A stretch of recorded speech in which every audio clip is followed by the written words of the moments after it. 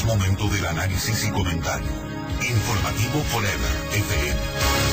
El Consejo Nacional Electoral decidió que la consulta popular será el día 7 de mayo del 2011, es decir, en un día sábado, en las vísperas, el día anterior del domingo 8 de mayo, que será la celebración del Día de la Madre.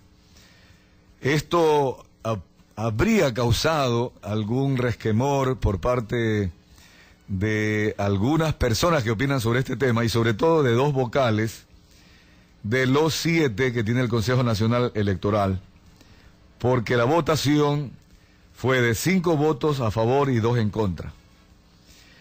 Para que sea posible la consulta popular el día 7 de mayo, los ciudadanos vamos a tener que tomar algunas medidas.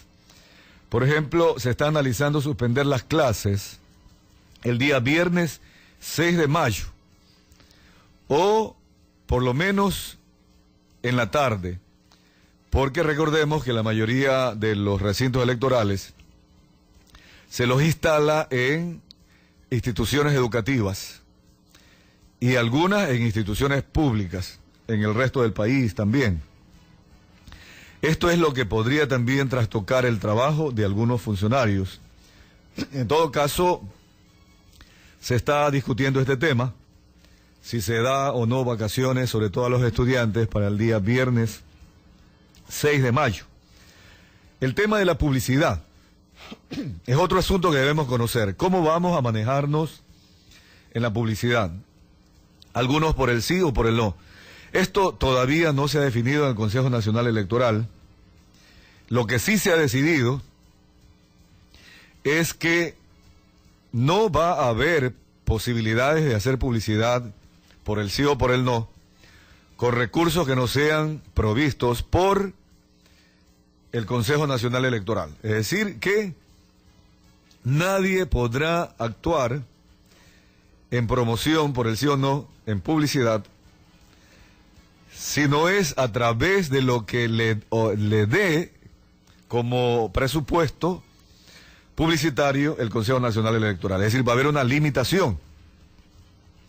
Por lo tanto, los movimientos que estén por el sí o por el no tendrán que trabajar con otras formas de promoción, visitas, mítines de pronto, las entrevistas radiales, televisivas, en la prensa nacional, en fin, porque todo lo que es publicidad, y ahí habría que volver a determinar si solo es publicidad a través de los medios de comunicación masiva, radio, televisión, prensa, o también publicidad, por ejemplo, en lo que son afiches o las hojas volantes.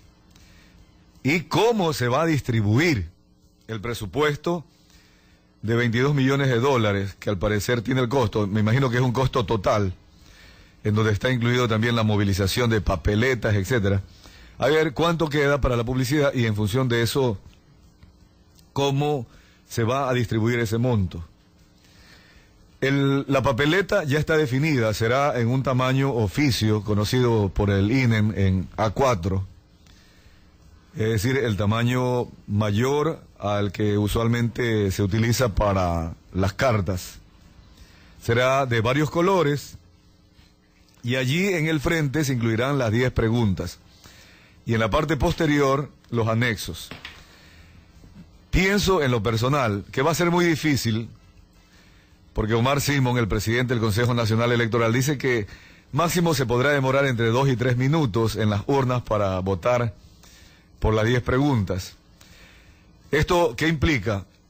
Que las personas deberán llevar ya una polla, porque si se ponen a leer las 10 preguntas con los anexos, los 2 minutos serán muy escasos. No podrán leer sino en 5 o 10 minutos, inclusive aquellos que puedan leer y entender, que es lo más importante en este caso, ¿no? Para que voten sí o no. Así que estaremos trabajando aquí en este informativo, pregunta por pregunta, siempre solo exponiendo las implicaciones de lo que tendríamos los ecuatorianos como resultado de un sí o de un no a cada una de las preguntas. Algunas son muy sustanciales, muy de fondo. Insistimos que algunas modifican la estructura del Estado y algunas restringen derechos. Pero como ya lo conversábamos a inicios de esta semana con el ingeniero José Serrano, el doctor José Serrano, perdón, quien es el ministro de Justicia, dice ya no es hora de seguir hablando si es constitucional o no las preguntas. Más tarde voy a hablar de, sobre todo, dos de ellas, las 4 y las 5 del referéndum, en relación a la justicia. Lo importante es ahora analizar las preguntas para ver si conscientemente votamos por un sí o por un no, con el conocimiento. Así que la papeleta será solo para poner sí o no en 2 y 3 minutos. Claro que nadie le va a estar presionando a una persona, salvo que alguien en la fila esté diciendo ya apúrate, en fin, como suele suceder. Pero para evitar este problema, usted, amigo y amiga que me escucha, tendrá que ya tener las preguntas antes, previamente, decididas, qué le va a poner sí o no. Y luego la ley seca, en esta ocasión será el día jueves 5 de mayo, desde las 0 horas hasta el lunes 9 de mayo. Así que el Día de la Madre tendrá que ser con celebración seca. No podrá haber celebraciones, aunque a veces algunos dirán, bueno, y si lo hago en la casa, pero acuérdese que si tiene que salir de la casa, siempre podría tener algún inconveniente de apresamiento. La ley seca desde el día jueves, 0 horas, se va a las urnas el día sábado, pasa el domingo y recién el lunes se levanta la ley seca. Esto solo como un dato general, ya estaremos detallando más en la medida que pase el tiempo y nos acerquemos al día 7 de mayo. Bien, el tema del alcalde Jaime Nebot con el juez provisional Wilson Luque tiene una implicación de suma importancia. Por una parte, la parte jurídica. Crearía precedente el tema de que algo ya como cosa juzgada, más aún cuando hay una Corte Constitucional que cerró este caso, tenemos la documentación. Un juez acepta la causa, no podríamos determinar que indirectamente está aceptando abrir algo cerrado por la Corte Constitucional. Pero ¿qué es más? El Código Laboral dice que los temas tratados en 3, 4 años más ya se cierran. No puede haber una apertura de un asunto laboral posterior a 3 o 4 años. Esto tenemos siempre que tener en claro. Hay una especie de caducidad o de cierre de la acción legal. Todo acto en el sentido judicial o relacionado con lo laboral se cierra en 3 o 4 años. Así que esta parte también tendrá que responder el juez. Ayer el juez respondió a una entrevista de Ecuavisa, el juez Wilson Luque, y dijo algo que de pronto pasó un tanto desapercibido. Quizás no se le dio la trascendencia. Él dijo, yo no soy computadora para acordarme en qué estado está cada juicio. Con esto él trató de responder que por qué le había dado cabida a este juicio sobre algo que ya estaba cosa juzgada, siendo ya cosa juzgada. Es cierto, nadie tiene en su cabeza la capacidad de una computadora. Deberíamos tener, porque se dice que el cerebro tiene más memoria que cualquier computadora. Pero posiblemente para recordar todos los juicios que se han dado en el Ecuador durante 20, 30 años atrás. Pero el juez debió haber recurrido, eso es lo que yo opino, desde el punto de vista administrativo, en este caso de justicia, debió haber recurrido a los archivos, pues, porque el número de juicio está allí, está registrado, y hacerle el seguimiento a ese juicio, bien numerado, bien archivado, para que luego diga si cabe o no cabe establecer esta causa o esta acción legal de los ex trabajadores de ECAPAC.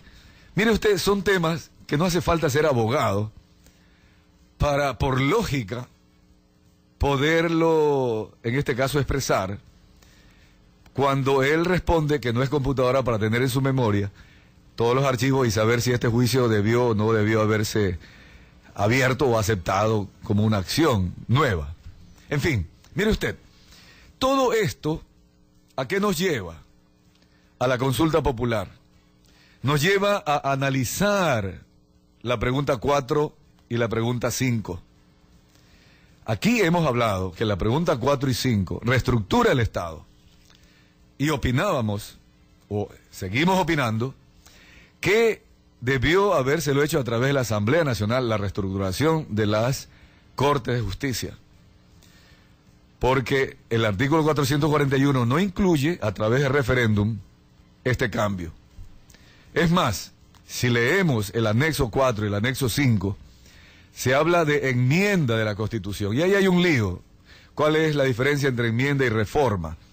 Lo importante es que si alguien califica enmienda, se está cambiando la Constitución y se está cambiando inclusive la estructura del Consejo Nacional de la Judicatura, que es la que va a elegir a los jueces en el futuro. Pero ahora se va a cambiar a una provisional, 3 personas, representante del presidente, de la legislatura y de la función de transparencia, comisión de transparencia, que son elegidos por el Consejo de Participación Ciudadana. Se asume 3 delegados que estarían bajo la línea del gobierno nacional. Entonces hay implicaciones allí constitucionales y también hay implicaciones de la no separación de poderes. La justicia es independiente, es apolítica, no debe ser obediente a ningún partido político. Y da recelo, por decir así, cuándo pasaría a manos del Ejecutivo. Que el Ejecutivo sí obedece a una ideología política, el presidente. Pero todo esto, las dos cosas, la parte constitucional y luego la parte del temor de concentración de poder, que en este caso sería avalado en las urnas, que sería una diferencia bien grande con lo que pasaba antes, ¿no? Porque antes eran los políticos, los presidentes, los partidos de gobierno los que se tomaban las cortes. Y se hablaba que alguien decía qué clase de jueces quiere, el juez de tal partido o el juez de tal partido, ¿verdad? Entonces esto era un horror, había que cambiarlo.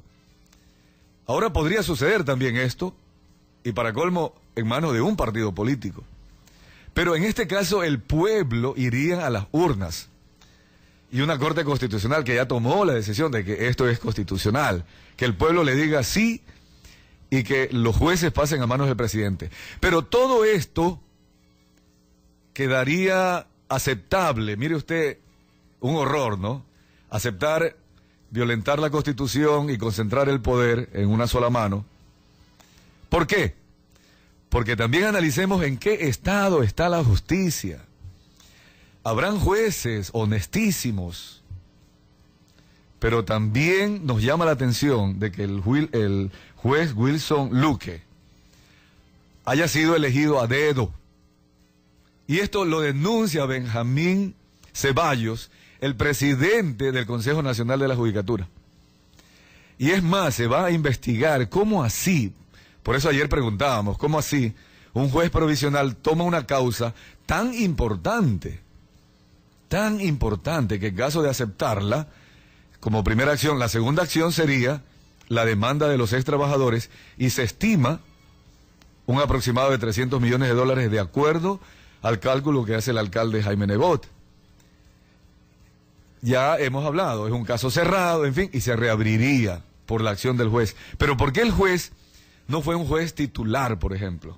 Por lo menos un juez que tenga recelo, por decir así, de ser calificado mal si es que actúa mal, o que ser calificado bien, que preserve, que cuide su carrera como juez para algún día llegar a instancias superiores, tomando una decisión positiva, honesta. Porque un juez provisional es provisional, entra y sale. ¿Por qué al juez provisional se le entrega esta causa? Esto es lo que da allí alguna explicación quizás de la indignación del alcalde Jaime Nebot. Quiero dejar aquí una serie de reflexiones para este fin de semana y vamos luego con Carlos Alberto Vergara escuchar al abogado Jaime Nebot, a Pedro Granja, secretario de la Federación Nacional de Abogados, que están pensando inclusive en expulsar al alcalde Jaime Nebot de esta agremiación de abogados. También el abogado Lenin Pilalot, también él es parte de los empleados judiciales y que están también apoyando al juez y no al alcalde.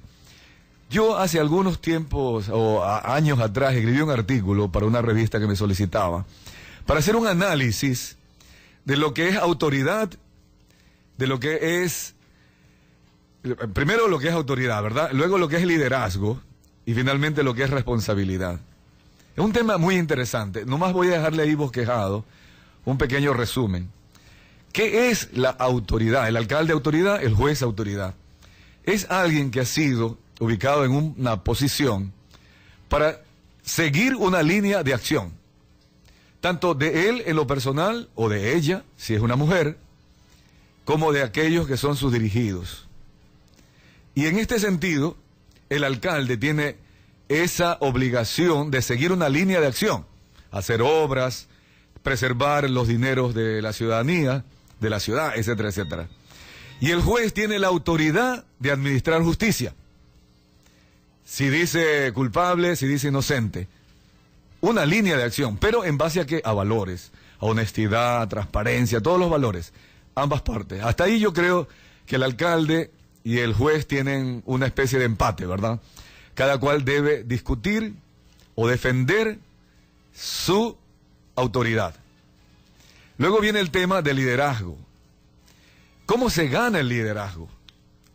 El alcalde lo ganó en las urnas para administrar la ciudad. ¿En dónde la ganó el juez? El liderazgo, o por decir, esa toma de decisiones, la ganó a dedo, según la denuncia, y que más tarde estaríamos escuchando, a el asambleísta Enrique Herrería Bonet y a Benjamín Ceballos, presidente de la Corte del Consejo Nacional de la Judicatura, que nombra a los jueces. Entonces ahí ya hay una diferencia. Hay un liderazgo, una defensa de los dineros, la guía de la ciudad, la administración de la ciudad. Y el juez, ¿cómo fue elegido? Porque el liderazgo del alcalde Jaime Nebot fue en las urnas. ¿Cómo fue elegido el juez? Allí hay una diferencia que nos lleva entre autoridad y liderazgo a la responsabilidad. La responsabilidad es aquello que como consecuencia tenemos que pagar todos por nuestras propias decisiones, para bien o para mal. Si el alcalde pierde los 300 millones de dólares por una causa considerada por él injusta, es obvio que él será responsable a la larga de no tener dinero para las obras. ¿Cuál es la responsabilidad del juez? Si gana esta causa, él se irá a su casa porque es provisional. Por eso que insisto, no debieron haberle dado este caso a un juez provisional. Si todo esto llegó a la indignación del alcalde, golpeó la mesa, le dijo cosas y con un papel le acercó al rostro del juez, y el juez esquivó y dijo también sus cosas, y ahora dice que le va a seguir juicio al alcalde Jaime Nebot, que lo está pensando, dice, ¿no? Inclusive para ordenar prisión. Cada uno, allí sí ya no tocamos esa parte, porque cada uno en el fuero interno mezcla la autoridad, la responsabilidad, el liderazgo y la responsabilidad. Cada quien es dueño de sus actos. Alguno dirá, muy mal el alcalde, otros dirán, muy bien el alcalde. Ya era hora que se ponga así, en ese plano ante un juez. En fin, pero no. Creo que allí no podríamos expresar juicios de valores. ¿A quién no le ha pasado? Hace poquito, 2, 3 días atrás, una persona que estaba en el 5º carril de una intersección esperando la luz verde, y yo en el carril 4, seguía recto, el que estaba en el carril 5º me rebasó intempestivamente, yo tuve que frenar. Y en vez de que esta persona pidiera disculpa o me hiciera una seña de pronto decir, qué pena, ¿verdad? No, me hizo yuca, me hizo una mala seña. Uno en ese instante pierde los estribos. me contuve. Al día siguiente una persona me dice, yo lo vi cuando alguien lo rebasó. Si yo me hubiera bajado a hacer un escándalo, me hubieran dicho, perdió los estribos. Claro, hablo un asunto personal, muy pocas veces mezclo lo personal, pero quiero de alguna manera expresar lo difícil que es meterse en el fuero interno de las otras personas y tratar de hacer un juicio de valor. Pero sí sabemos que el alcalde tiene responsabilidad y en el futuro tendrá que evaluar esa responsabilidad si le sigue un juicio el juez, en fin. Pero también el juez tiene responsabilidad. Ejemplo, ¿por qué no convocó esta reunión en una sala más amplia? Y lo hizo en su despacho, que de por sí es pequeñísimo. ¿Cómo hacerlo en una oficina, verdad? Y luego pretender que la prensa salga, que no testifique esta audiencia. En fin, un tema realmente muy, muy complejo, que a pesar del tiempo que el día de hoy le he querido otorgar, no lo podemos definir al 100%.